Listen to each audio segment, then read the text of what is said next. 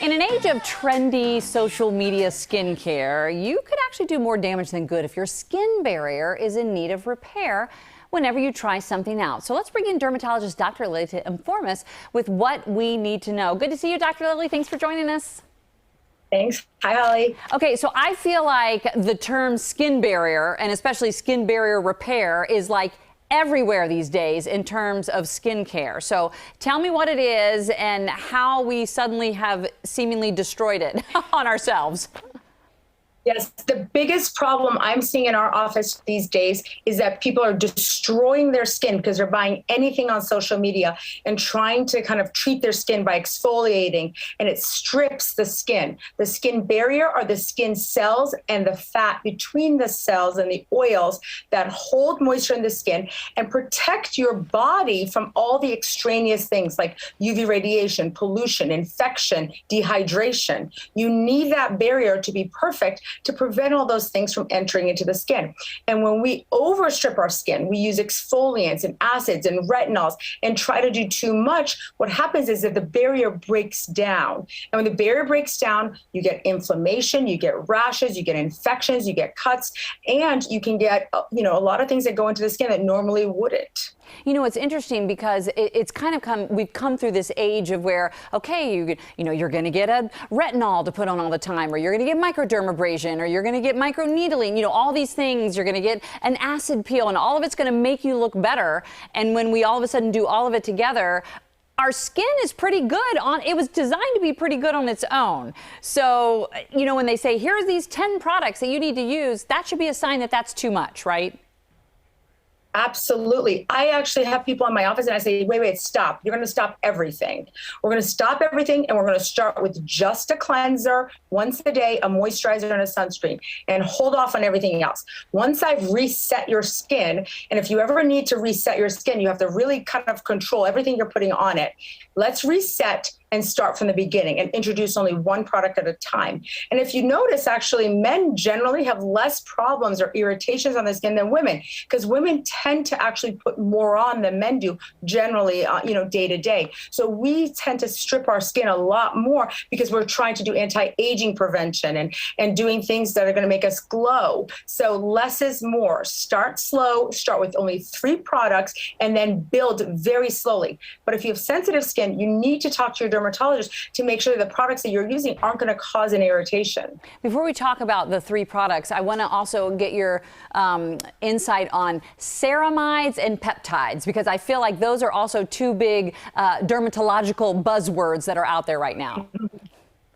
Yes, but don't get swayed by what's in all the marketing. Ceramides are actually a natural protein that's in our skin, and it holds water in the skin. So if you have a history of eczema genetically, you have less ceramides in your skin, and you can't hold moisture in the skin. And you can use ceramide-containing moisturizers to put on top, and it will replace the ceramides, but you'll never be able to replace all the ceramides you've lost. So the other thing is peptides. Peptides are proteins in the skin. They're very large compounds.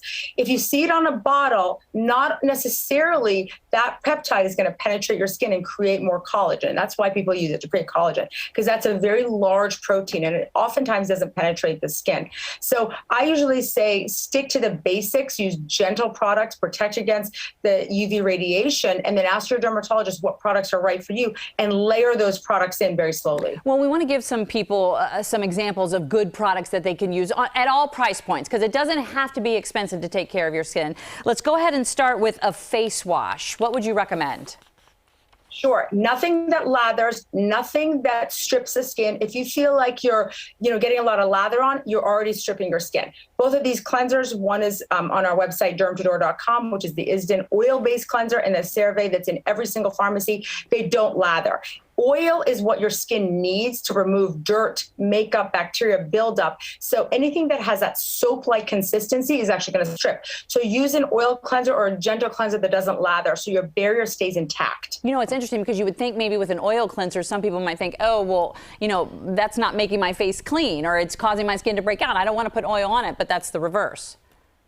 But these cleansers are so well formulated, you won't feel that. You will feel clean. But remember, streaky clean. If you can feel tightness after you wash, you've done too much. Ah, good tip. I like that. Okay, let's talk about a moisturizer. What's some good examples of moisturizers to use?